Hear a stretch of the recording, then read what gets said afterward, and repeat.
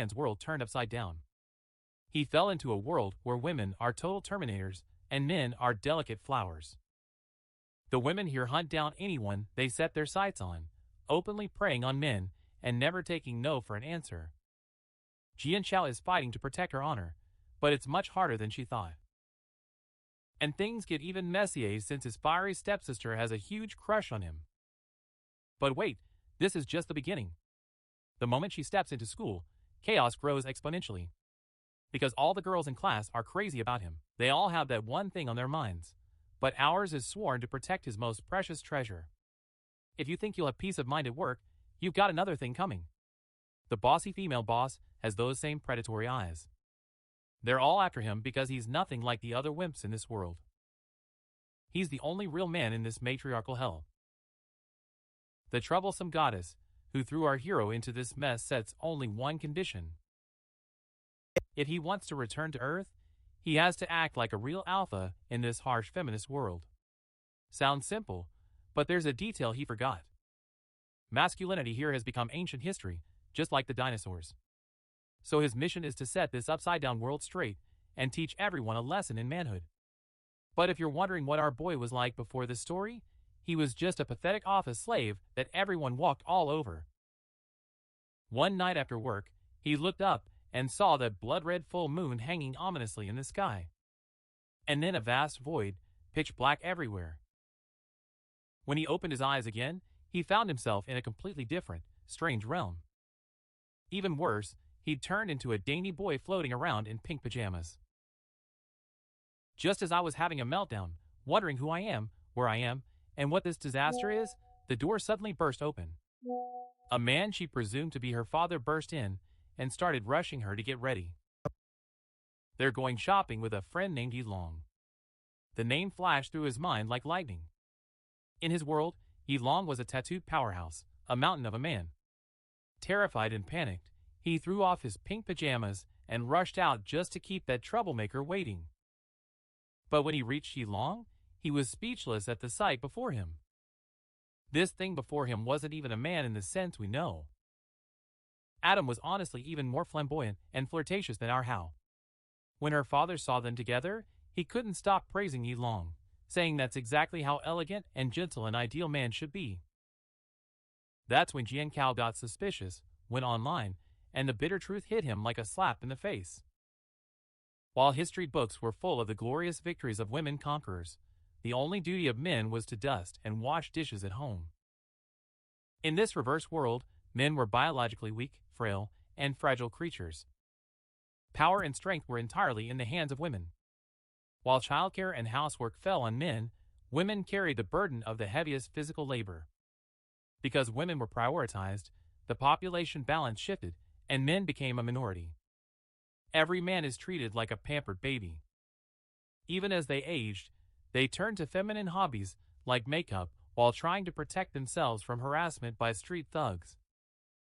It's only been a few hours since Jiang Hao stepped into this new world full of predators whose intentions are anything but innocent. And he's already raising the flag of rebellion. In less than a day since landing in this bizarre universe, he literally lost his patience. Jiang Hao takes his buddy Yilong along as he embarks on a desperate mission. An operation to reclaim their lost masculinity. Even if Yilong thinks his best friend has lost it, he plays along like a loyal sidekick. When they arrive at a tattoo shop, they face the painful truth. The room is filled with women, all eyeing the tattoos on these two young men's delicate bodies with judgment. This humiliation is the last straw for Jiang Hao. He tries to take a photo to prove he's a real man, but things don't go as planned. The moment he shows just a sliver of skin, all the women around lose control and start getting excited like wild hunters. Returning home in a panic, he realizes with horror that his sanctuary hasn't been spared from the perverted tortures of this new world. His sister, Jian Qiangqiang, is a total beauty, but Jiang Hao's brain is literally short-circuiting trying to figure out what a woman like her is doing in his house. That's the moment it finally clicks. This dangerous beauty is the eldest daughter of her father's new wife. He's trying to reset his thoughts and pull himself together. He tries to brush it off, saying, "Oh, I totally forgot." The girl mocks her brother's shyness while casting an unsettling, strange look over him, as if she might devour him at any moment.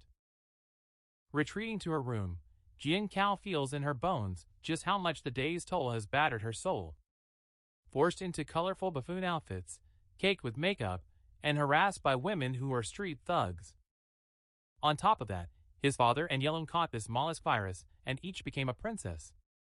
They're having a total meltdown, kicking the bed in frustration. But before she can calm down, her stepsister bursts in, practically breaking down the door. She tosses the kid onto the bed, claims he's good, then traps him in a bone-crushing hug. Pressed against his sister's chest, Jiang Hao realizes that even this upside-down world might have some soft advantages of its own. At night, while he sleeps soundly like Sleeping Beauty, an eerie voice whispers his name from the darkness. When he opens his eyes, he sees the girl standing in his room and lets out one of those manly screams that echoes everywhere. The girl said calmly, "Remember me, I'm the one who brought you to this circus." When he says that, it hits Jiang Hao like a lightning bolt. That's the blood moon calling your name at night. He casts fear aside and gets right in the girl's face. "And she's asking why you dragged me to this madhouse." The girl introduces herself as the blood moon goddess and delivers the final blow, saying only she has fulfilled his words. Our hero dreamed of making the national team, but his clumsiness was legendary. Luckily, her big sister dragged her to that famous place where her little problem would be solved instantly. When the goddess hints that the girls in this world are waiting like hungry wolves to go after him, our guy starts to panic. But the blood moon goddess isn't that ruthless. He offers your son a ticket home, but on one condition: he must complete an impossible mission.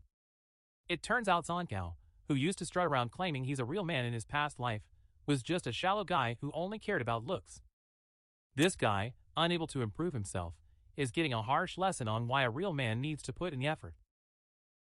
Unlike the frail types, who can't even open a bottle cap, he needs to rewrite the book on masculinity in this world full of Amazon women. He'll either go home as a testosterone-fueled beast or adapt to this strange system and accept his fate. There's no other way. This horrific possibility freezes Zankin's blood, but before he can even object, the goddess vanishes, leaving him alone with the unknown.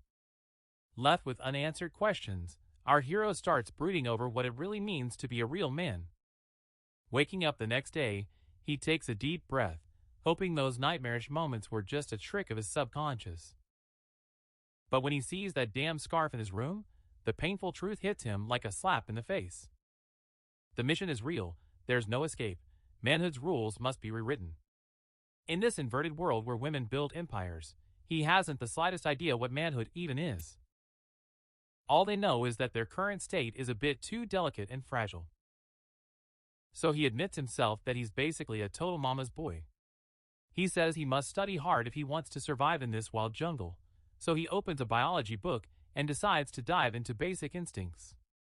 While researching how reproduction works in this realm, he realizes with horror how women have turned into dominant hunters.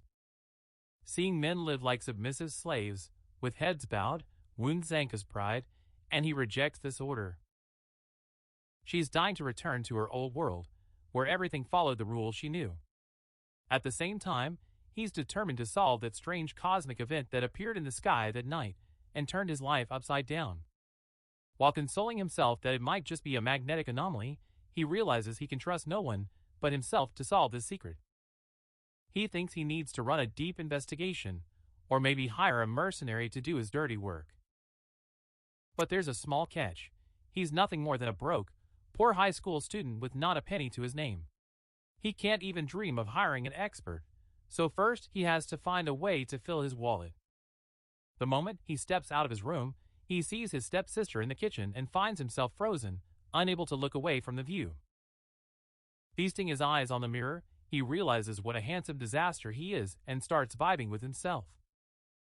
Even though his features are a bit too feminine, he thinks he's got what it takes and prepares for his first day of grade school in this strange world. The moment he steps through the door, seeing his father in such a pathetic state, he's absolutely devastated. While her stepmother fondles her father in public, her stepsister Chinchin stands by the door, like a predator waiting for its prey. The last shred of respect for his father vanishes at that moment, and he rushes away from this shameful scene. His dreams of shattering the soft boy image fall apart as he realizes the true disaster the moment he runs into his bestie, Yelong. Beyond his flamboyant walk, Yelong starts excitedly explaining the shades of his new trend-setting lipstick of the season. When Jiang Hao tells him to be a bit more serious, he snaps his friend's delicate heart right in two. Our guy quickly backtracks and says he slipped up, but he's still obsessed with finding ways to be a macho man. Even if Yelong doesn't get this masculinity crap, he notices the pervert stares and the alarm bells start ringing. He whispers that they need to clear out of there right away or they'll be in big trouble. A stout girl hides behind the pillars, drooling while peeping at the men, and Jiang Hao finds the scene nothing but hilarious.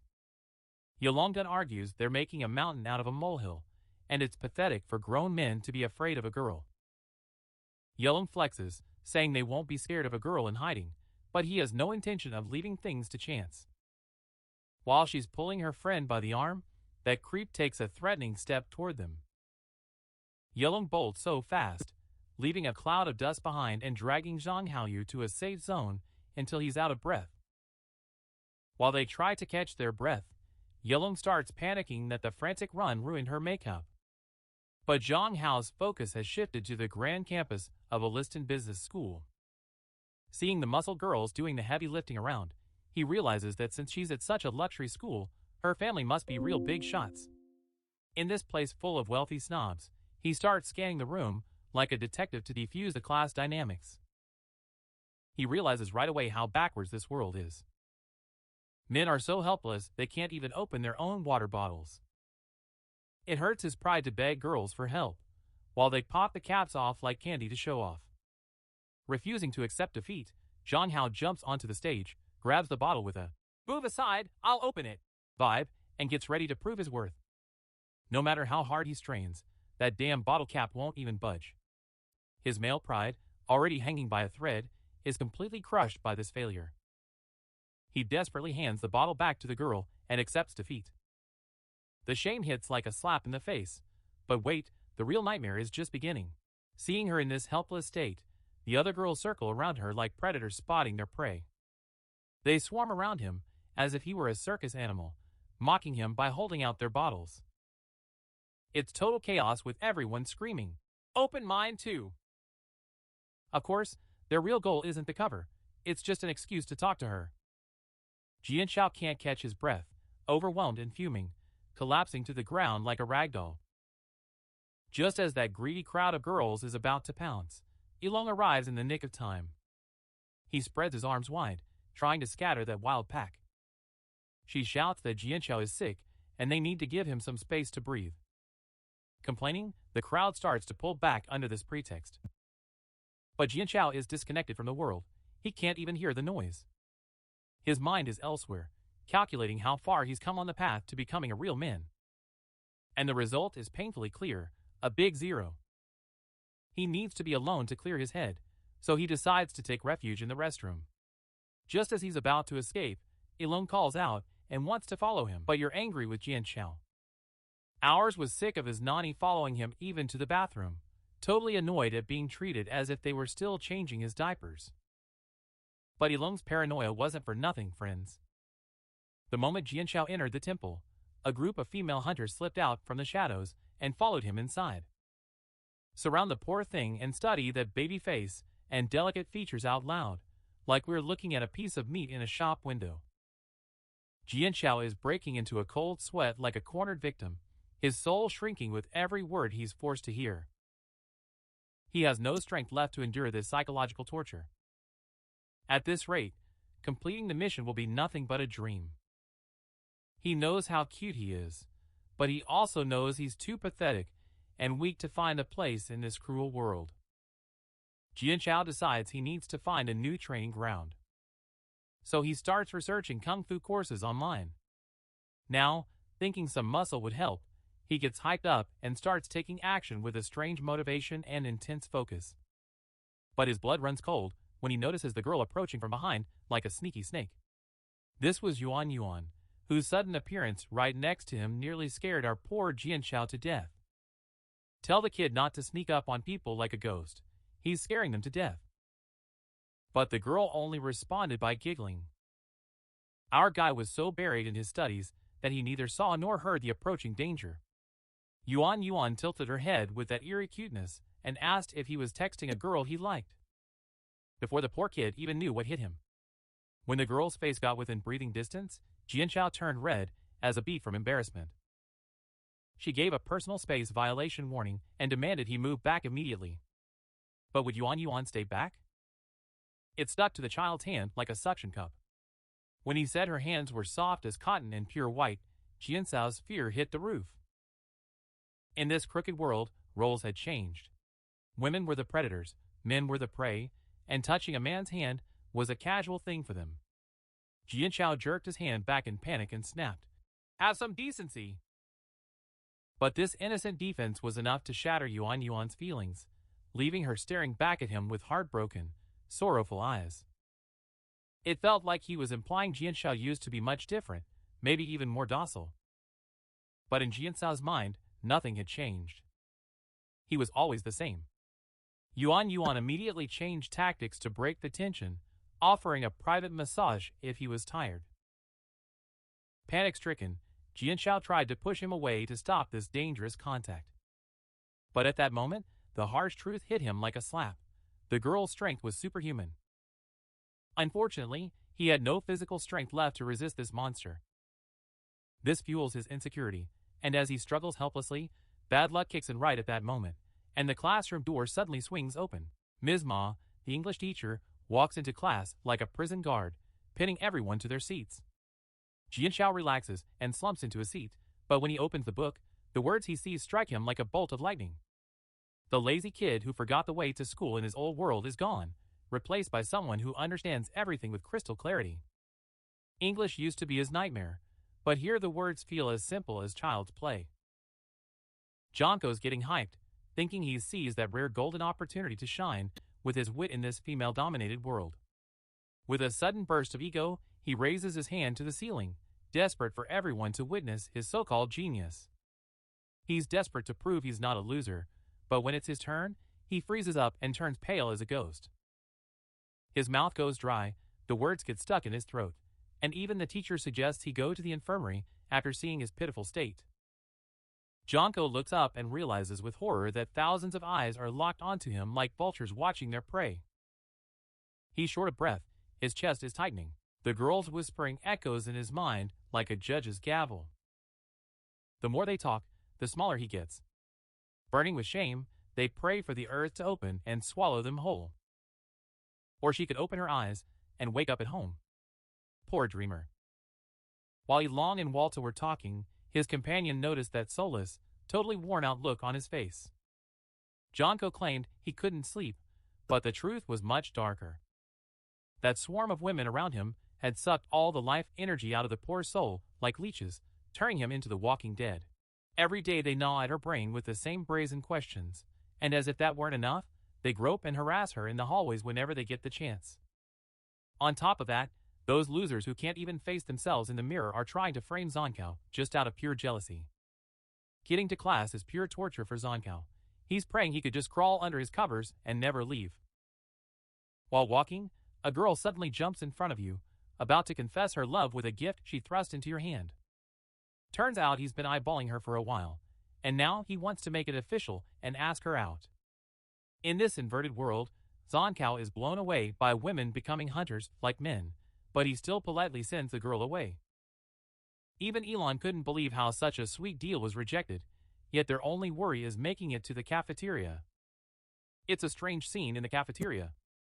Other guys eat like birds, but Elon claims it's just in a man's nature.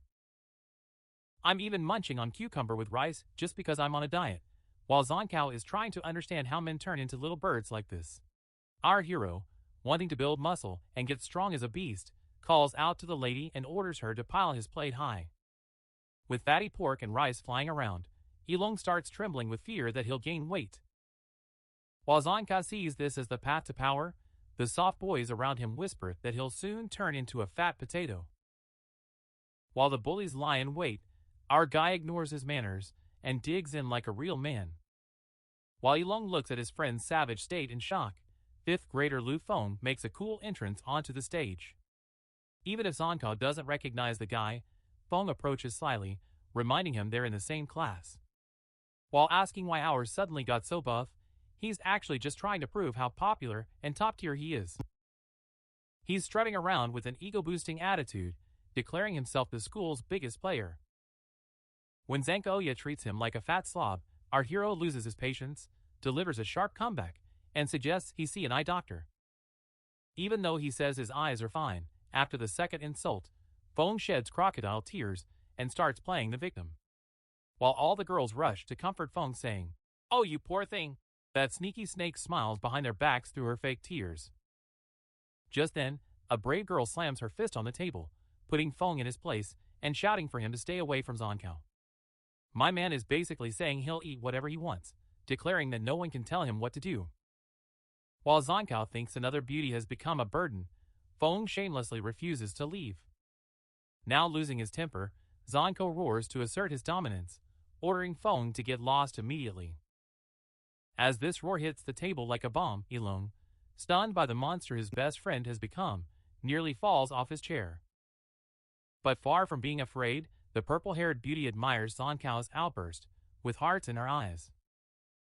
Humiliated, Feng has to stomp his feet and storm off the scene in a huff. The group of fangirls running behind him try to fix his ego, saying, "Don't be jealous, my prince, you're more beautiful." They're hyped up, saying he's not even fit to lace Zankou's boots in a popularity contest. As the gossips leave, Zankou turns his attention to the mysterious purple-haired beauty who defended him. The girl seems well-meaning, but he still can't recognize her. Ilong whispers in her ear that his name is Xiaoling. Turns out the girl was the college basketball captain, and on top of that, she sat right next to him in class. When the penny drops, Zankou realizes that every seat around him is occupied by the world's powerful and dominant women. Xiaoling changes the subject and asks Ilong if he's tried that famous League of Heroes game he gave him. While Ilong admits he's out of his league, Zankou suddenly cuts in and shocks everyone. When I tell Ilong it's a 5v5 tower defense game, he's so shocked he almost drops his chopsticks. Because it's confusing when a man who said he wouldn't look at girl games yesterday acts like an expert now. But Zankou the world has turned upside down, this legendary league will surely be under the girl's control. Xiaoling tries to encourage him, saying, "Men aren't very good at it, but give it a try anyway, honey." Zankou finishes his meal, gets up, and coolly mentions that he's already tested the game and it's not bad. Then he turns around coolly and starts walking to the classroom without even saying thank you to the girl.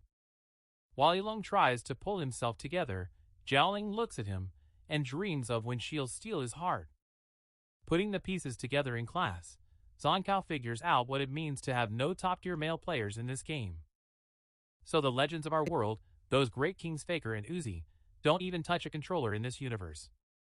This sparks an evil plan in his mind.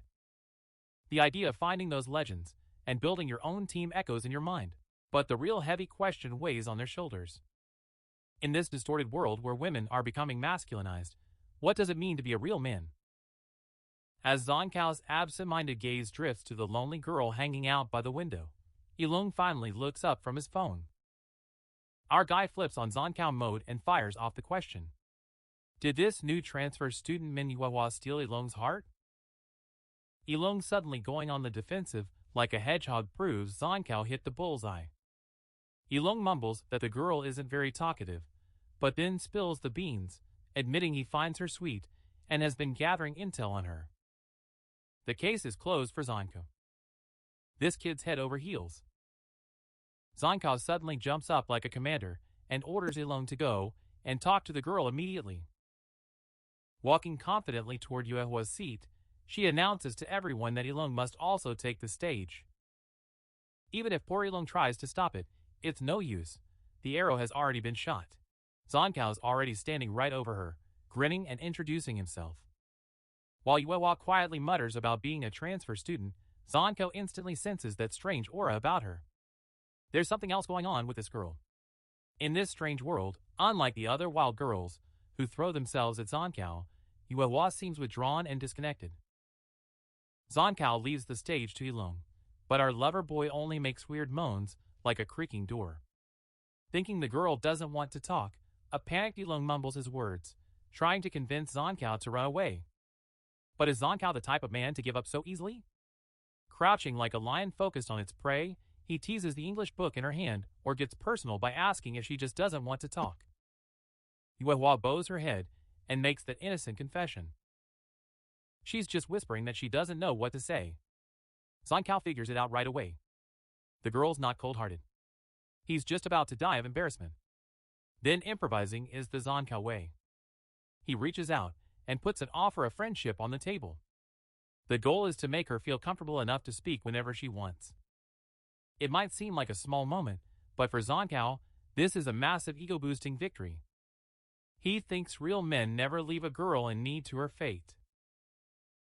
Just then, Yuan bursts onto the scene with her usual ear-splitting voice, asking what kind of scheme they're plotting with the new girl. Just as Zonkao is about to sigh, a light bulb goes off in his head. He could turn this chatterbox girl to his advantage. Grinning, he praises Yuan's energy and suggests she become besties with Yuehua.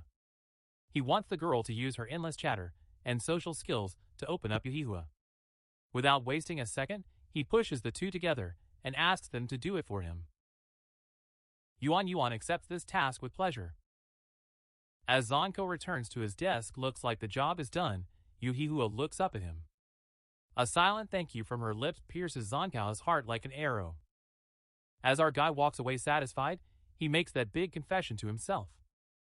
Maybe, just maybe, he's already halfway to becoming a real man and is one step closer to escaping this damn world. The scene changes. He's listening to heavy metal at full blast in the interrogation room. He convinces himself that rock and roll is the only food for the souls of real men. Suddenly, his stepsister Qin bursts into the room and asks what the hell he's doing. Zonkao feels like his heart is gonna jump out of his chest because the girl is wearing next to nothing. His defenses crumble at the sight before him. Quickly, he says he's just listening to music, but Qin approaches like a cat nearing its prey with slow and dangerous steps, saying he wants to listen too. Zonkao can't help but think there are perks to living with such a goddess at home, and he admits he's loving every second of it. Qin crouches beside them, leaving no space, their bodies almost pressed together. They take an earbud and praise Zankin's passion for rock, whispering that he's different from those other wimpy kids. These words really stroke Zonkao's ego. Then Sinsen drops the bombshell. He says she's very attractive. Zonkao freezes like a statue. He doesn't know what to say and starts to have doubts. Is there something odd about this new stepbrother, or is the universe testing his will? Is this a challenge to prove his masculinity? The angel in your mind whispers that a real man must master his spite. Or he says you'll fall into a pit of sin. But the devil on your other shoulder snaps right back. A real man says you must do what's necessary when the time comes. Especially if the request comes from a lady. It doesn't even count as a sin. While this moral struggle eats at his brain, Zonko tries to push Qin back in a panic. But I'm just so clumsy. He loses his balance and falls right on top of the girl. They come nose to nose for a moment, and what goes through Zonkao's mind is whether being a real man is about this feeling. His will is hanging by a thread, his blood pressure is through the roof, and he's about to throw in the towel. That's exactly when it happens. Ideas are flashing in your mind. An image of a girl from another realm appears and takes care of him. He's not going anywhere. Zonko flinches as if electrocuted and leaps off Qin. When he turns pale, even Sinsen gets worried. He's asking if you're sick or suffering from anemia. With a forced smile, Zonkao makes up a lie that he just wants to rest. But deep down, he knows he's back from the edge of the abyss. Without wasting a moment, Sinsen gently presses it to his chest and hugs it. He tells his sister to take good care of herself. Zonkao is both grateful for Qin's dangerous affection and terrified of where this will lead. Hiding the bitter hatred inside under a mask of fake politeness, she tried to change the subject. Zonkao suddenly brought up the idea of cutting her hair short and asked for her opinion. Sinsen answered honestly with that eerie smile. She whispered that she'd love her no matter what, and that her own happiness was all that mattered. Like a total master of manipulation. These words were etched into his mind. Zonkao felt the oddness of this stifling closeness with his sister once more, but he brushed the thought aside. What mattered was tomorrow. Tomorrow that damn hair would be gone. Tomorrow his whole look would completely change. Because tomorrow was the glorious start of a new era. When Jiang Hao entered the salon, a woman waiting for her prey greeted him with a bright smile. He asked if you came to discover your inner beauty. Jiang Hao shook his head, showing he had no interest in this spiritual nonsense. The master stylist tilted her head and asked how she should shape this new look. She said she just wanted a hairstyle that's easy to manage. This simple answer left the woman in total shock. He had never felt such a desire in his life. She's decided in her head that men today never clearly say what they want. If he wanted something simple, deep down, he must have been craving something grand and extravagant. With this devious thought, he set to work. His scissors moved like the wind, and soon he finished with a proud smirk. When Jiang Hao looked in the mirror, he couldn't believe his eyes. They froze for a second. The cut was so sharp and clean, it brought out her features 1,000 times better than expected. He had to admit it to himself. It was the most legendary haircut he'd ever seen in his life. The hairdresser looked at the masterpiece she created and began to blush with shame. He said he didn't even want money. On top of that, he offered for her to be the salon's exclusive model. Jiang Hao was bothered by the clingy attention. He didn't want to accept a favor he hadn't earned. The woman kept flirting and slipped her card into his hand before he left. He whispered that she could come whenever she wanted. Jiang Hao was in shock when he went outside. Was he really this handsome? He couldn't even stop a woman from falling for him. When she got home, she couldn't take her eyes off the mirror. It was undeniable. Her hair was perfect. He felt as if he were born again in this world. She opened her wardrobe to find clothes to match her new style. But the sight made him grimace. The inside was blindingly bright, filled with rags covered in bows. None of them were worthy of a man who wants to walk with confidence. Jiang Hao shook his head in despair. If he were truly to step into a new era, he knew what had to be done. These disgraceful clothes should have been destroyed immediately. Before long, Jiang Hao's father arrived with bags, and his stepmother called him to help. But the moment his father saw his only son's new look, he exploded like a nuclear disaster. Jiang Hao screamed at the top of his lungs. He asked why you cut off your beautiful hair. He claimed a real man wouldn't get his hair cut like this.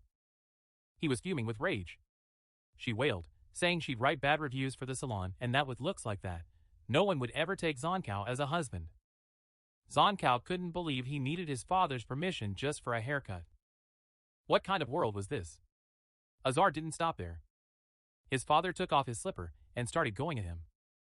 Jiang Hao bolted to the other end of the room in terror. She screamed that it was domestic violence and that he should never hit that handsome face of yours. Right then, Chin Chin burst into the room. He asked what was going on. Jiang Hao lost his balance and bumped into his sister's chest. The girl caught him with a devious smile. Then she calmly turned to their father. He said his blood pressure would spike, and he shouldn't fret over small things.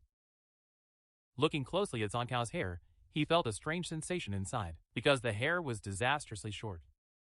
But driven by the instinct to protect his little brother, he lied and said it looked great on him. She added that she gave permission yesterday, so their father didn't need to get angry. But the old man was still full of fire.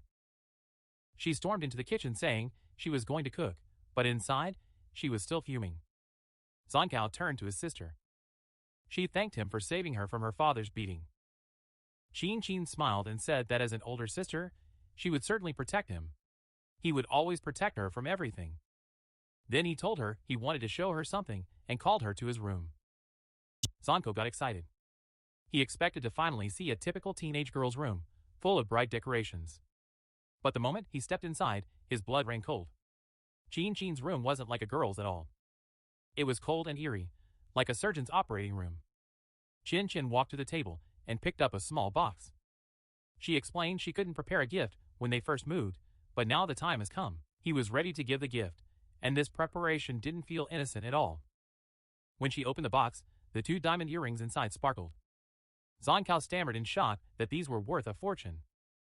Chin Chin nodded, implying she'd burn the world and cross any line to make him happy. Jiang Hao felt a sister's love for the first time and loved this new life.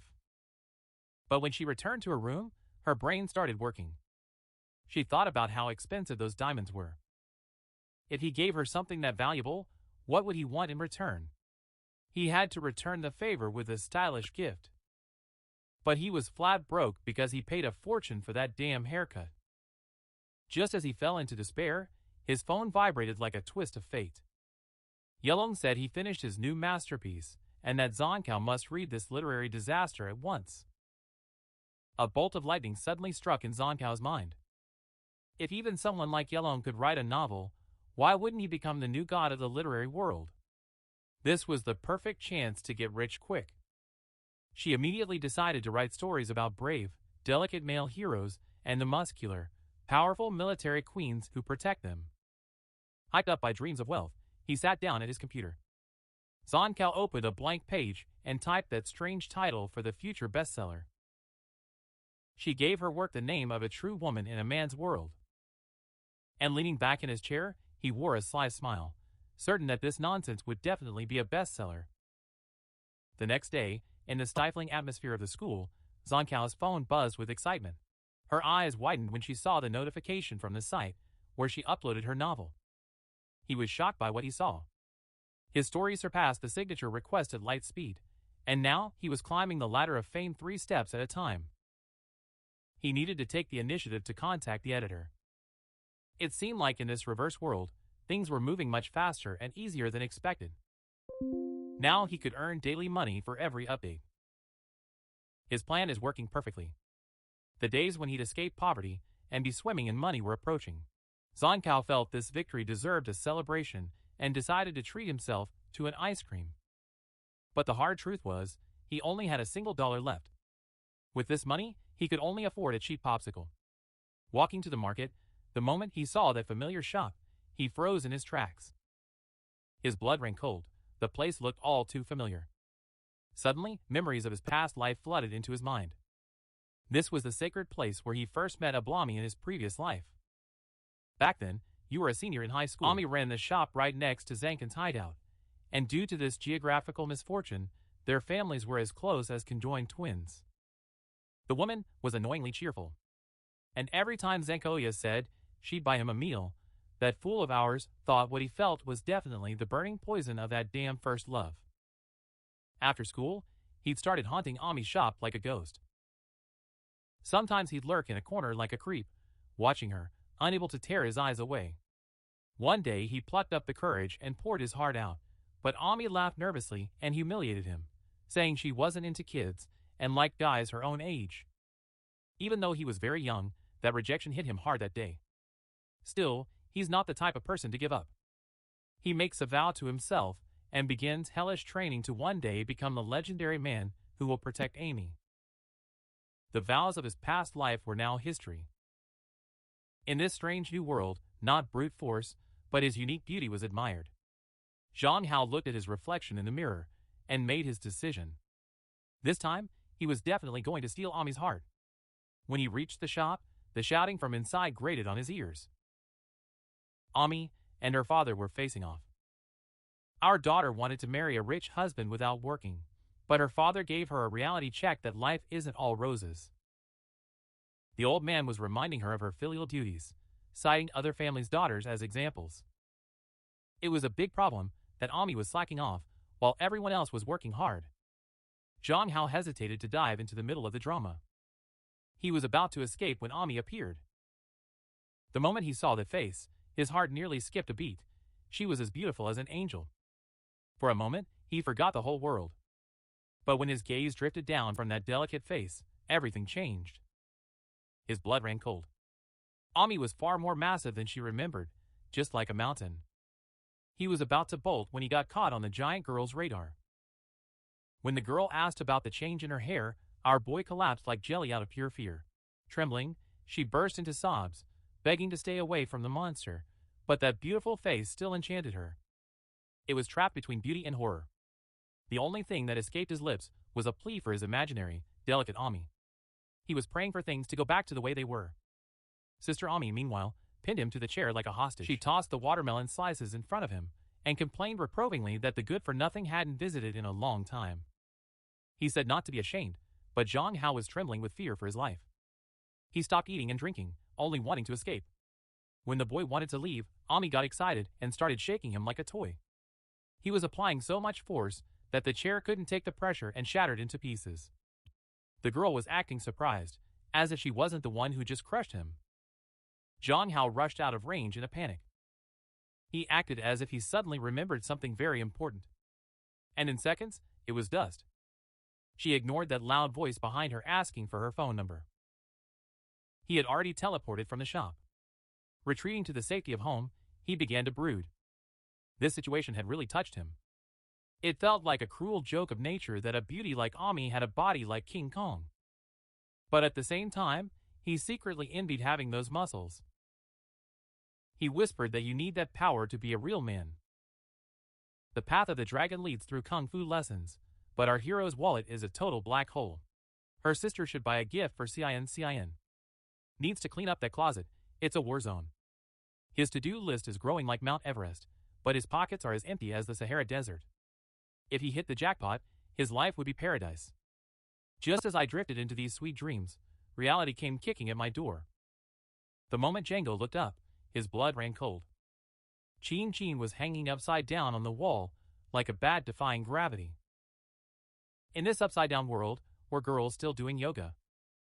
But China explained the situation immediately. Turns out spiritual peace wasn't his goal. He's bored of lifting weights at the gym. Now she wants to try those tough moves that were only for men. How tall was Django? Was there even a single thing left that made sense in this upside-down world anyway? Chin invited her to yoga too, but the invite was like a poison pill. It must have been hard for Django to survive with his frail body. If it goes on like this, he'll be harassed by every girl. Django froze in that moment as the bitter truth hit him like a slap in the face. He really was weak. His manly pride was shattered. As his rebellious ego screamed, he suddenly grabbed the girl's wrist. He challenged him. He was going to teach him a lesson with a thumb war. Chin responded to this cute tantrum with a burst of laughter. He accepted it anyway. The loser had to grant the winner one wish. The wheels of fate had begun to turn. The fight has begun.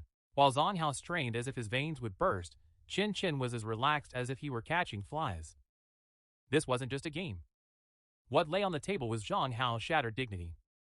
He thought of the long-suffering men of ancient times. Didn't they also grit their teeth and suffer in silence to protect their honor? But she was treated like a delicate flower here.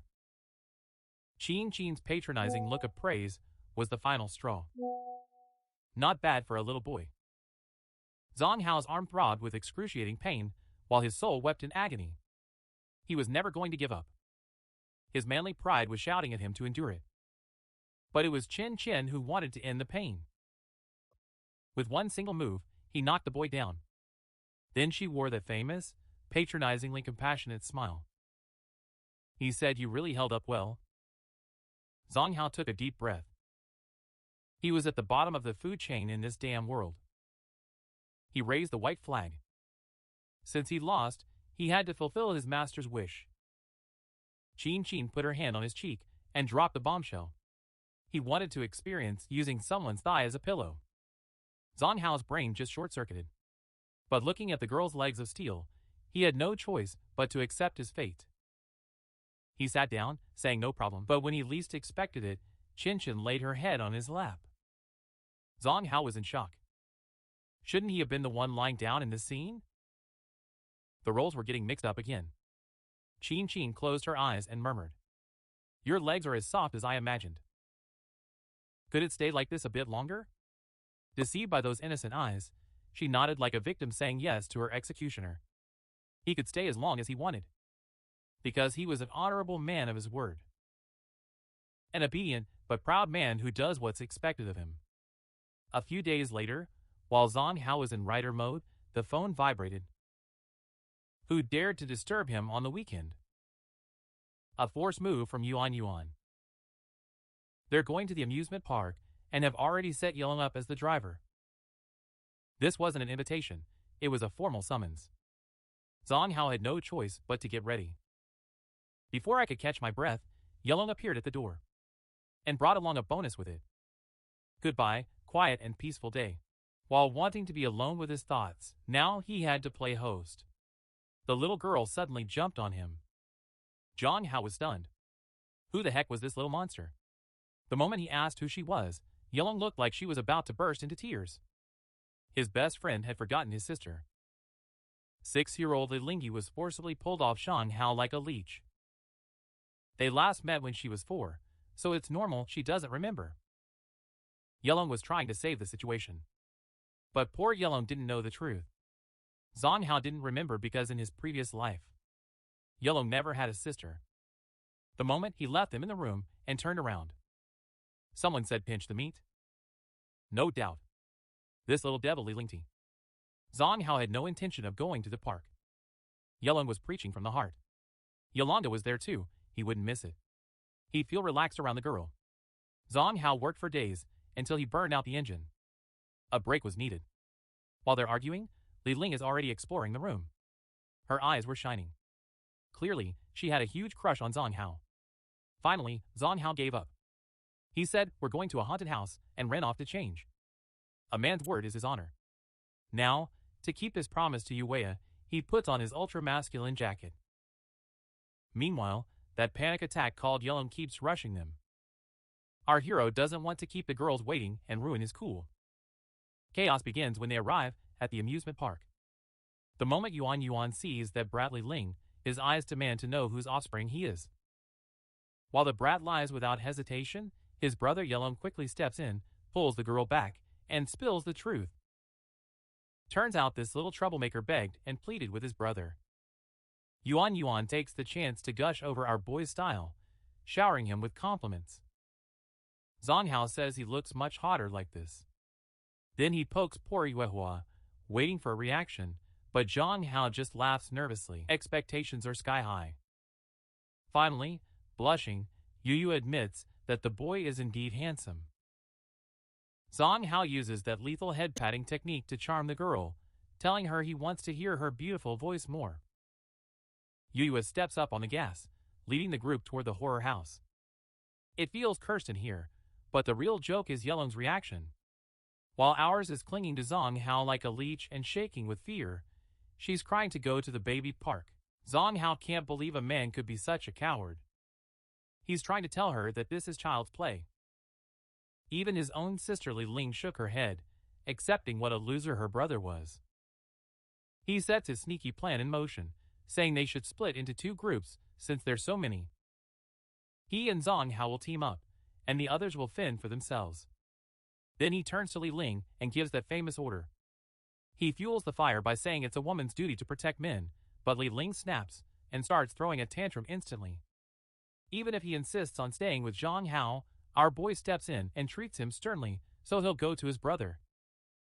He says not to worry about him, that the situation is under control. Yuan is left completely disappointed. Dreams of being alone with Jiang Hao fall through, because he doesn't fall for those tricks. Judging by the girl's attitude, being in his group would be a total headache, so Yu is definitely a more peaceful option. Jiang Hao is sending the other group ahead. He says he's throwing them into the fire to clear the way, and that he and Yuer will follow in a few minutes. Yuan is trembling with fear, but when Jiang Hao asks, her senseless female pride kicks in, naturally. She says women aren't afraid, and claims she'll protect Yilong and his brother. 10 minutes later, it's finally our couple's turn. Jiang Hao gives his cool word that he'll protect the girl he declared as his sunflower, no matter what it takes. As Yu desperately gives in, they are met with deafening screams the moment they step into the haunted house. Those painful screams from inside prove that Yuan's courageous speeches were all a big lie. When Jiang Hao turns to ask Yu if she's scared, the poor girl nods shyly. In this weird world where girls are usually tough as nails, seeing such a delicate and shy reaction is truly surprising. Ours doesn't miss the chance, saying she can hug him if she's scared, but this is enough to fry the girl's circuits. She only agrees to hold the tip of his arm. With the air of a true hero, Jiang Hao doesn't even care about the creatures in his way. They walk for 10 minutes in this house, which is far more massive than expected, but there's an eerie smell in the air. Sensing something is wrong, Jiang Hao turns around and finds Yu has vanished without a trace. Once he realized the girl was gone, he quickly backed off. Scanning the area, he's as tense as someone prepping for a boss fight in a horror game. He finally finds the girl at the back of a closet, trembling like a frightened rabbit. When asked what she's doing there, the poor girl admits she's lost. Turns out he hid in the closet to protect himself.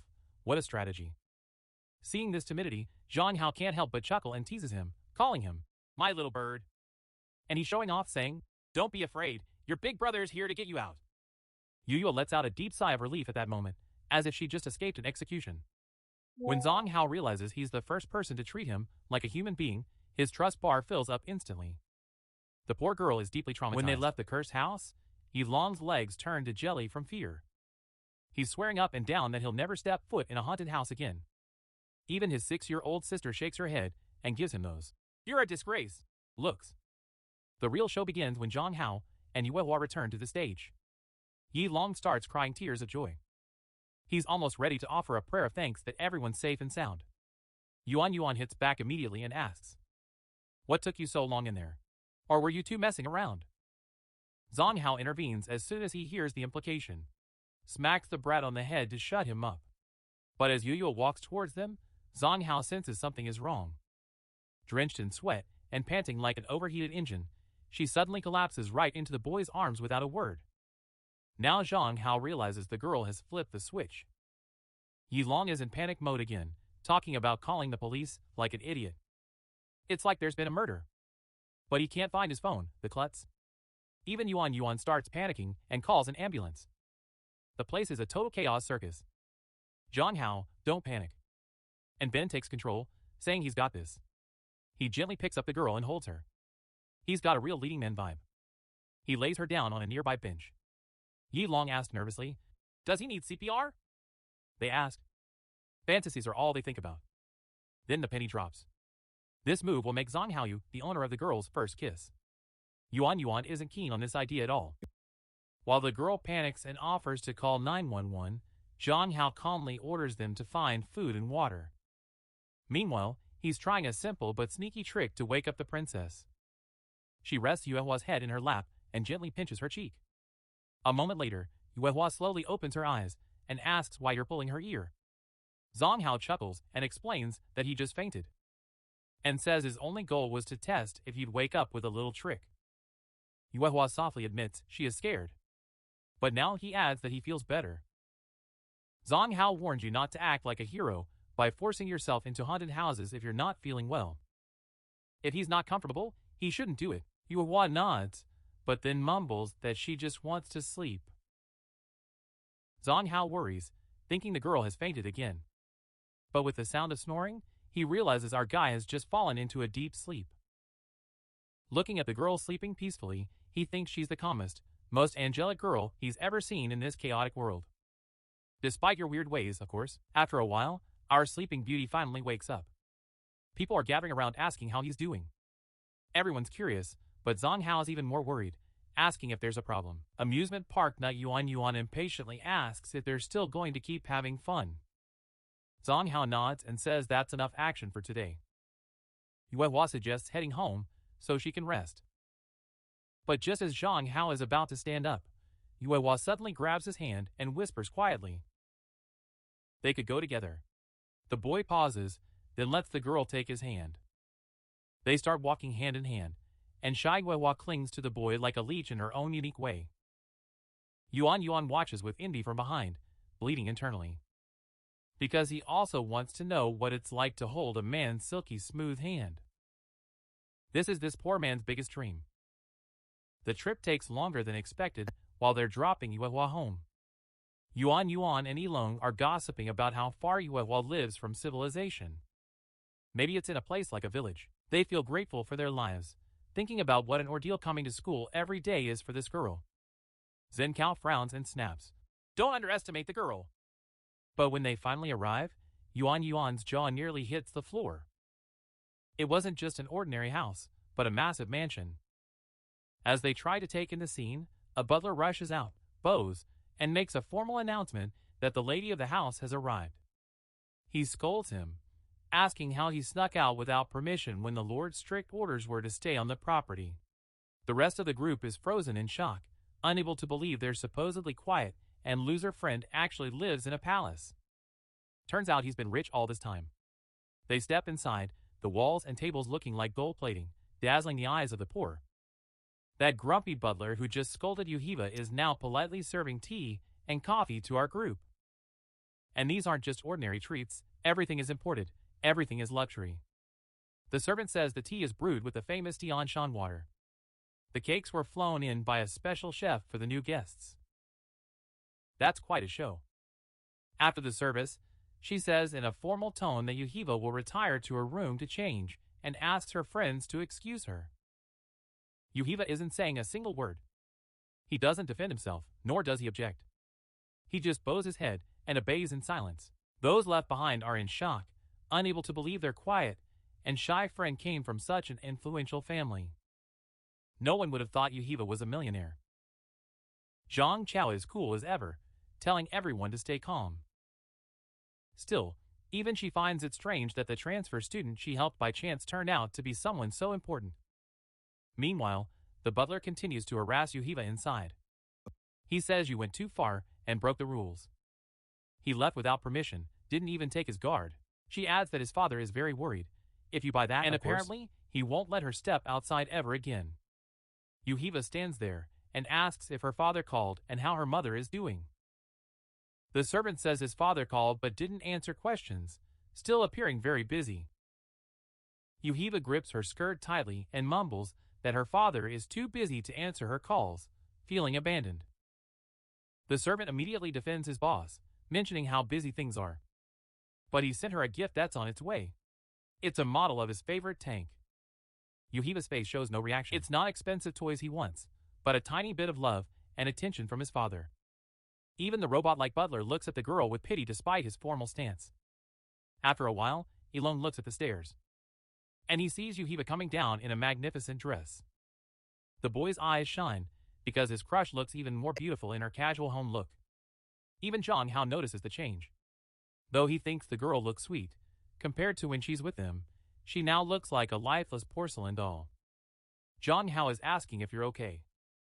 Yuhiva quietly says that her father hasn't called her back again, but Jiang Hao doesn't have the knowledge to fully grasp what this means.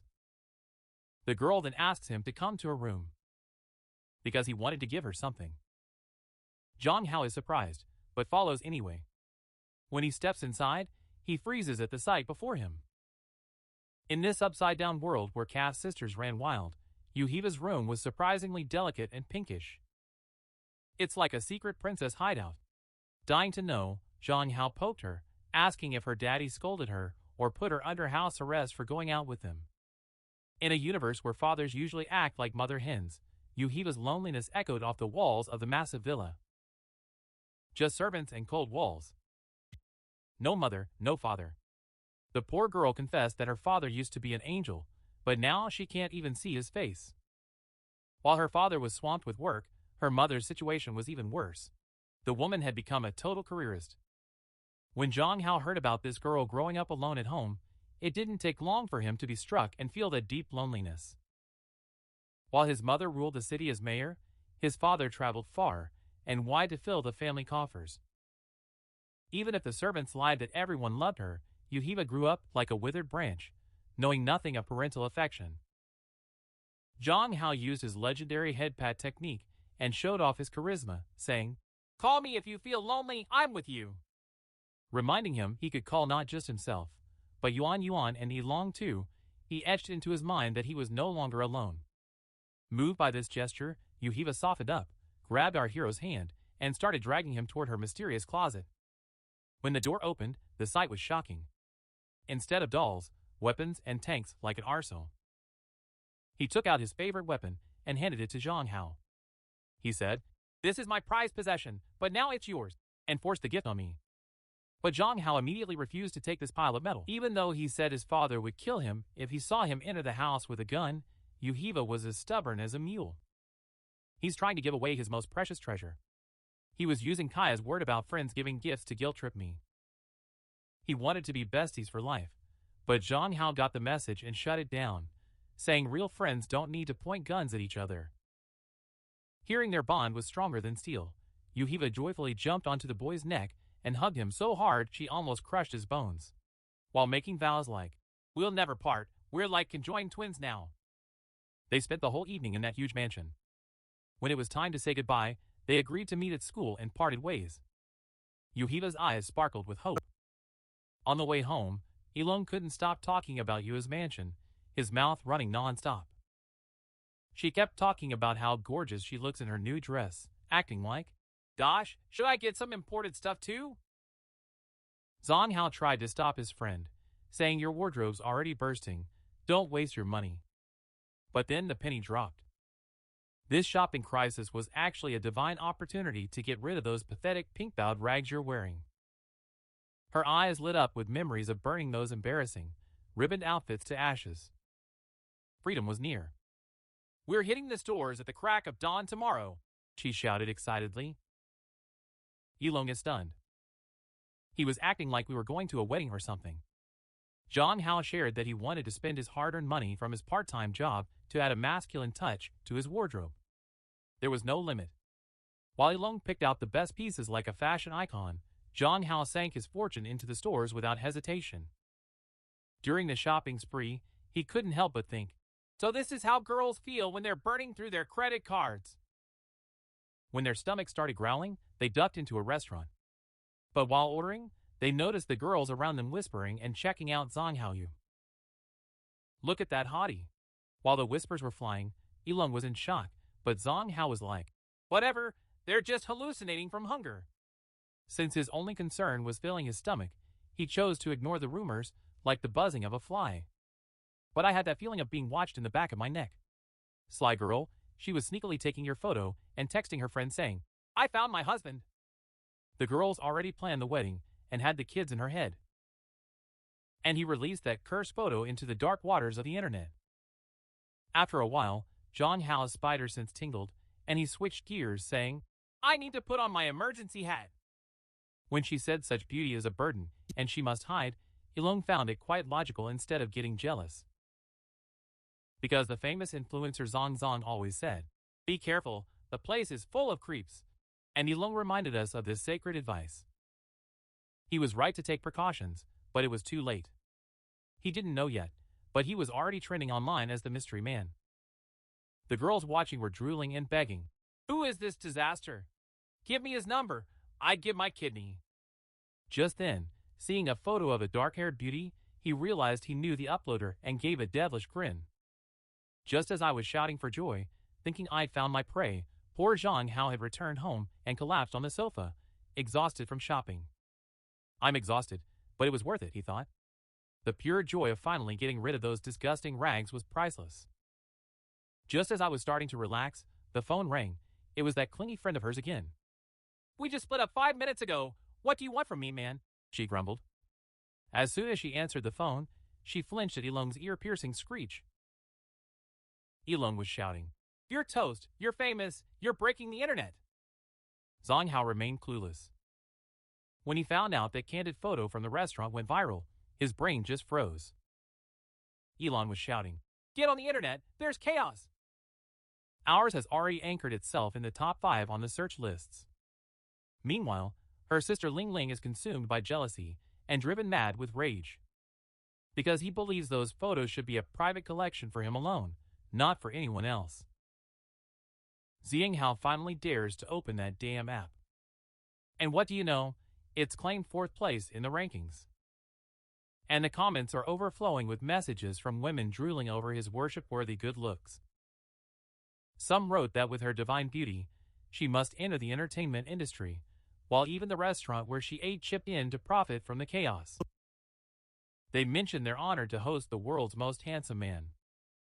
Jiang Hao is completely stunned by this clingy affection. Even if he can't believe his eyes, he comforts himself, thinking this is temporary madness and this deviant obsession will fade in a few days. He says he'll stream to blow off some steam, but then he has to panic delete everything because of the lewd ads that suddenly pop up on his screen. Luckily, the gaming section is like a safe zone that creeps haven't invaded yet. Her favorite game remains, but now a woman sits in the host's chair. While thinking gender doesn't matter as long as they can play, lightning suddenly strikes his brain and a brilliant idea comes to mind. Now that he's an adult, he can use those legendary gaming skills to build his own streaming empire. It'll definitely be much easier than struggling as a writer. Just as she's daydreaming, her sister Cian slips into the room like an ominous shadow. Even though he says he spent all day at the research institute, there's an ominous tension in his voice. Plus, he's already heard the news that his little brother suddenly became an internet sensation. Jiang Hao is dying of embarrassment. He freezes when he realizes his sister knows everything. You can feel the lingering scent of anger in the air when asking if she's going out with Chin Yelong. Our guy is forced to confess. He mumbles that they're just innocently shopping because they both need new clothes. The woman walks up to him with impossible closeness, corners him, and asks with a serious face if anyone is bothering him.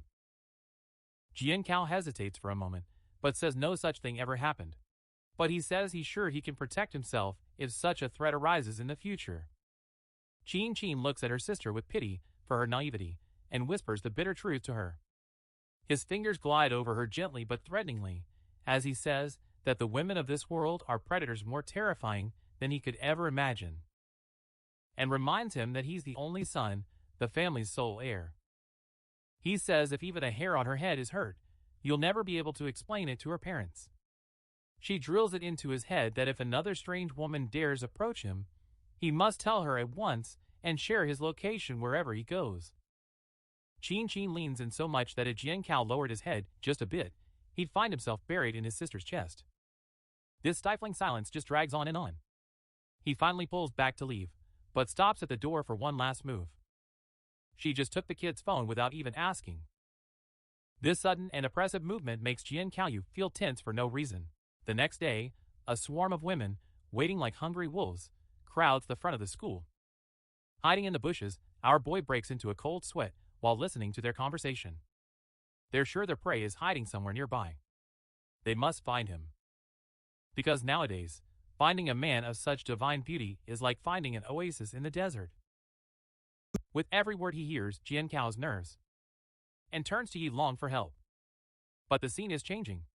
Before Jiang Hao can open his mouth, Yi Long shouts over the phone, "Don't you dare leave the house." He says don't come to school. It's total chaos there. Everything's a mess because of yesterday's news. Everyone's just standing around like zombies. Everyone found out Jiang Hao goes to this school. The crowd has surrounded him and is camping at the door to get a piece of him. Jiang Hao's already cursing his luck. All he wanted was some peace and quiet, but it seems there's no rest for him in this world. It's like everyone's dying to take a bite out of it. Yi Long says to escape this madhouse and take the day off. He was already a hated guy at school anyway. And now, trembling like prey under the spotlight. Before Jiang Hao can fail any harder, he turns tail and runs away without even looking back. He heads straight to his sister Chin. Our poor hero is begging their dad for help, trying to butter him up so they can skip school. What a display of courage, though. Even his brother couldn't stand his pathetic state and sent him back home. But with nothing to do in his safe haven, the walls start closing in on him. He decides to fill this gap by unraveling the intricacies of the live streaming world. Though he's only 18, that unquenchable fire within whispers to him. Instead of slaving away at miserable part-time jobs, it was time to make a killing playing games. And besides, who really wants to sweat for a living? In his past life, he was the uncrowned king of this virtual world. He's logging into the game he loves, but wait, what's this?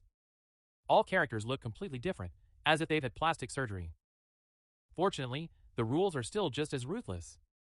So it's child's play for hours.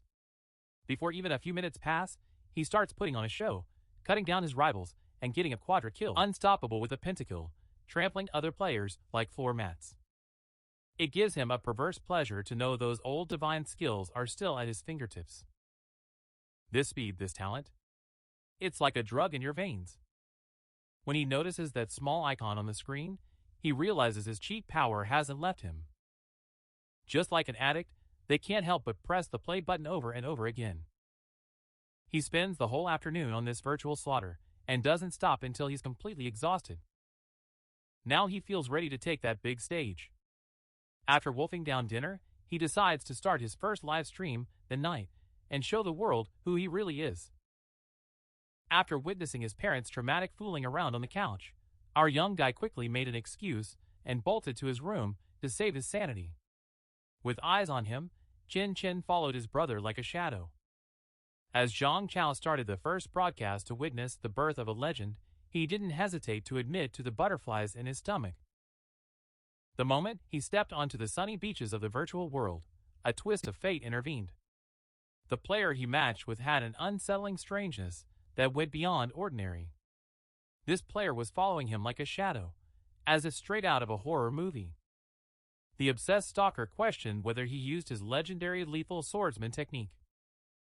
Fed up with this digital harassment, Jiang Hao cast mercy aside and wiped his follower off the map in a single move. But right after the victory, a message from that same sneaky type popped up on his screen. Fuming in defeat, the opponent asked if that forbidden technique was really used. And surprise, this angry keyboard warrior was actually a teenage girl. He was your typical gaming smartass, hiding behind pathetic excuses to save his wounded pride. Supposedly, if the visibility hadn't been so bad, he never would have lost. Instead of accepting his own lack of skill, he claimed it was impossible for a player of this level to beat him, and that there must have been some cheating involved.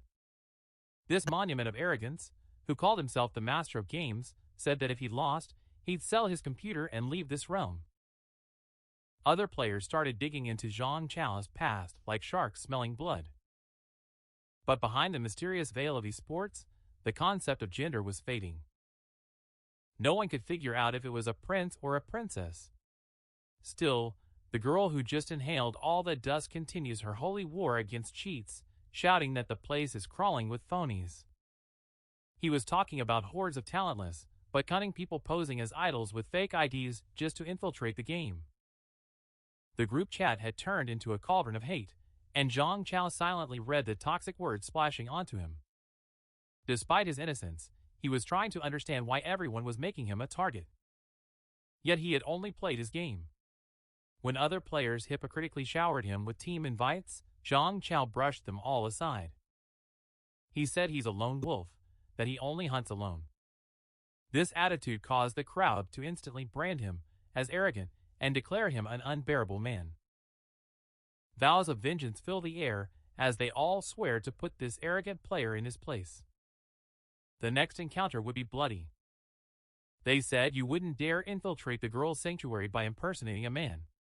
Right then, that stubborn girl who'd just been crushed challenged him again. Jiang Hao accepted this duel without a second thought. Fingers flying like lightning across the keys, he took down his opponent in the blink of an eye. The girl knew she'd hit a wall this time. The one before him wasn't an ordinary player, but a god. Terrified, she begged her fans to stop the attack. He tried to smooth things over, suggesting he was probably just a rookie kid who didn't realize how serious cheating allegations were. Just as Jiang Hao thought the other side might have a point, an anomaly on the screen suddenly took his breath away. That small icon in the corner showed the live stream was exploding with viewers, like a nuclear blast. The chat screen was crashing under the pressure of the crowd, going crazy to see his face. Some threw threats, claiming he was just a brat with a need to prove himself. Amidst the chaos, Jiang Hao turned on his mic, filling the room with that deep, masculine voice. He spoke clearly enough to leave no doubt about his identity. Even though he said he directed the game himself, the girls denied the truth and brushed it off with mocking laughter. They argued that no man could play the game with such elegance. Jiang Hao was stunned. He was wondering how he got into this crowd's lair without using cheats. Emphasizing his clean gameplay, he invited skeptics to stop gossiping at their keyboards and face him in the arena instead. The wind suddenly changed direction. Someone shouted to see his hands, and mob mentality instantly kicked in as they grew curious about this mysterious player's anatomy. The counter had shot up to 3.7 million like crazy. He realized game moderators had already spotlighted him, and he was now on a path to fame with no turning back. With adrenaline coursing through his veins, he turned on his camera and offered his skillful hands to the greedy eyes of millions. Now there was nothing left to prove. The chat screen exploded with heart emojis, a symbol of a morbid fascination with his hands. As the crowd stood mesmerized by the beauty of her hands, her former rival sighed deeply, drowning in a sea of regret. He confessed that had he known he faced such a deity, he would have offered friendship, or perhaps more, instead of drawing his sword. Facing the praises for his vain hands, Jiang Hao questioned the strange tastes of humanity. But the show had to go on. The second round was beginning. When the flood of messages started lagging the game, he ruthlessly disabled the chat. Meanwhile, in one of the city's luxury skyscrapers, a figure in the shadows was watching him. Illuminated by the screen's blue light, a mysterious woman analyzed the broadcast like a predator stalking its prey. He immediately noticed the tsunami effect this new streamer created. If the company grabbed this diamond, they would have a priceless treasure in their hands. He could have been a walking myth. Meanwhile, Jiang Hao stepped down from the digital stage, preparing to say goodbye to his audience. Sharing the excitement of his first stream, he expressed his deepest gratitude to the massive crowd joining him. But the girls on the stream clung to him like addicts who didn't want to be deprived of their drug, refusing to let him go. They were screaming that 2 hours weren't enough to satisfy their hunger. Some even took the obsession further with creepy jokes, saying, "Check under your bed, maybe we're there." Goosebumps rising at this madness, Jiang Hao shut down the computer like pulling the plug. He decided to return to this madhouse tomorrow at 8 o'clock. It was well past 10, and his body needed a recharge. Because he needed to save energy for tomorrow's chaos. As he lay in bed, a single question echoed in his mind. Would stepping into school tomorrow be as dangerous as entering a lion's den? The next day, meeting his fellow victim Yi Long at an ice cream parlor, Jiang Hao anxiously asked if that pack of obsessive girls was still following him. Yi Long announced the good news that their numbers are decreasing. It seems Jiang Hao's disappearance caused the hunters to lose the trail. The army of fans camping at the door began to slowly disperse in frustration after a hopeless wait. While Jiang Hao prayed the zombie horde would be gone by tomorrow, Yi Long crept up and asked what he'd been up to lately. When our main man let it slip that he's written several novels and even got into publishing, Yi Long's eyes nearly popped out of his head. Oblivious to his friend's secret world, Yi Long almost cried out, wanting to demand when he started streaming and why it was kept from him. He even joked that since Jiang Hao is a genius who turns everything he touches into gold, he's sure to put on his show in broadcasting too. Jiang Hao quickly silenced him so passers-by wouldn't hear, pulling his hat down low to strike a mysterious pose. He whispered that he's just at the beginning, there's no signed contract or anything yet, so it's really nothing to exaggerate. Right then, fate stepped in, and Jiang Hao got a message from a famous streaming platform, basically saying, "Let's meet up and bring you on board." When Yi Long caught the change in his friend's expression like a hawk and asked what happened, he had to admit that Jiang Hao's streams blew up and the platform was after him. When Yi Long heard the news, he was over the moon as if he'd won the lottery and shouted that he had to sign that contract immediately. With that combination of good looks and talent, Zankadaki guaranteed he'd become the most famous man in the country and even break the internet. In his dreams, his friend was already famous, had nowhere to put all the money, and was swimming in wealth. Yi Long was already lost in dreams of living like a sweet parasite, mooching off his friend to get whatever he wanted. But Jiang Hao stayed grounded, dampening his friend's high hopes by saying if streaming affected his grades even slightly, he'd push the fame aside and quit everything. She stated that she hates the harassment that comes with being an internet celebrity, being bothered both online and in real life. Yi Long, acting like a persistent manager, argued he could stay mysterious by wearing a mask to spark more curiosity in the audience. He claimed fans would adore her and shower her with gifts if she sang and danced, but Jiang Hao had already set her boundaries. He was okay with hiding his face to entertain people, but he'd never stoop to dancing and singing like a monkey for a few pennies. Jiang Hao said he had to leave for now, and after saying goodbye to Yi Long, they parted ways, but danger was watching them from the shadows.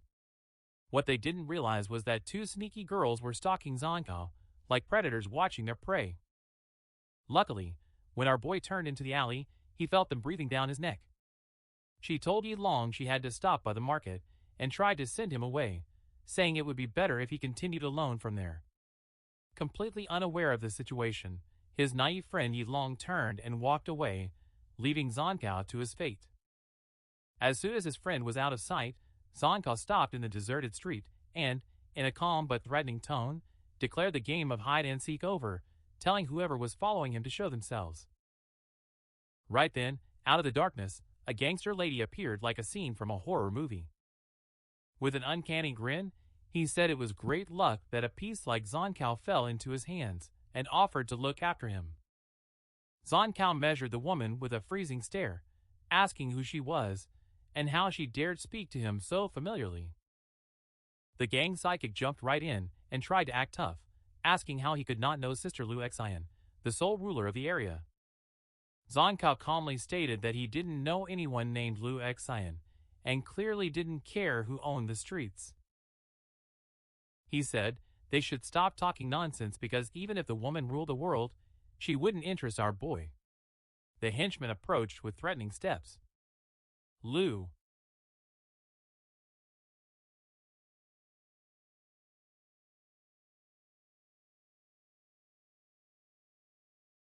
Xian said he's sick of Jiang Hao's stubborn attitude, noting he doesn't like his handsome new pet being treated rudely. She admitted the rumors online were true, revealing her obsession as she faced the truly breathtaking man standing before her. And with that chilling confidence of hers, she declared right then and there that she'd make this handsome young man her own. Pretending to apologize for his men's rudeness, he revealed his true aim, making her his lover, or rather, his toy. In exchange, she offered him an allowance of 10,000 yuan a month, but to Jiang Hao, this figure was nothing less than an insult to his honor. Mind you, he didn't deny that being kept by a rich woman and living a life of ease was a dream for many men. You have to give the woman her due. With a rock-hard body, defined abs, and a powerful stance, he had an impressive vibe. But the idea of a man living off someone else's charity sickened Jiang Hao, as it went against his character. He brushed the offer aside and tried to leave, but Liu Xian, like a hunter unwilling to lose his prey, called out to him again. She said it's trendy for older women to adopt young men these days, and she could raise the amount if he found the money insufficient. And to think twice before refusing. Because he hinted that if he hears no again, things will get ugly and he'll use force. Flipping the pocket knife skillfully between his fingers, he showed his psychotic side, saying he'd hate to scratch and ruin that beautiful face. He brought the cold tip of the blade millimeters from Jiang Hao's skin, but our boy didn't even flinch, backed by the confidence of his kung fu mastery. Our boy lunges like lightning, grabs the girl's wrist, and twists it back. The metallic sound of the knife slipping from his hand and hitting the floor cuts the tension like a blade. What's going through Jiang Hao's mind as he steadies his stance is total psycho stuff. He thinks he's finally found a live punching bag to practice his kung fu on. Let the training begin. Jiang Hao kicks his elbow ruthlessly into Liu Xian's chest. Dazed by the force of the blow, the woman reels backward. He clutches his chest in pain, let out a string of heavy curses. But before he can even catch his breath, things get even uglier. Out of nowhere, a kick comes flying straight at your face. Jiang Hao ducks at the last second and slides away across the floor. He grabs the knife off the ground and spins around. Now the tip of the knife, is turned toward the gangsters, giving them a final warning to stay back. One of Liu Xian's lackeys steps forward and tries to show off, saying this brat is asking for it, but Liu Xian raises his hand and ends this unnecessary show instantly. He's ordering them all to fall back. It's actually a bit scary to see him roll up his sleeves and get to work while saying he'll tame this wild cat himself. He moves toward her with a confident and dangerous smile on his face. While controlling his breathing, Jiang Hao thinks about how much of a nuisance the women in this world are. Since they have the physical advantage, he needs to find another way if he wants to win. He grips the knife tightly, swinging it wildly to keep the woman away. Liu Xian is forced to back down. Ours, however, takes out his phone with his free hand and starts calling his greatest weapon, the police. She's threatening to give his name to the officers if he doesn't stop. Liu Xian freezes in his tracks. Clearly, prison life is not for him. He realizes that Jiang Hao is not only talented, but also a cunning fox. Dropping his guard and backing away, he decides to let it go this time. His sidekicks look at each other in shock, unable to believe their brutal leader is letting this boy walk away freely. But Liu Xian silences everyone with a devious grin, hinting that patience is necessary, especially when it comes to the handsome ones. Jiang Hao is asking for your name. While introducing himself, our guide doesn't forget to remind them that the line is still open and to stay away, because the police are listening at any moment. The hungry look in Liu Xian's eyes as she bit her lip and said she'd never forget him was definitely a bad sign. While Jiang Hao is fighting, one of Liu Xian's men sneaks a photo of him in a cool action pose. And of course, he uploads it to the internet immediately. As the photo spreads like a virus, far away, within the walls of a powerful company, fate is weaving its web.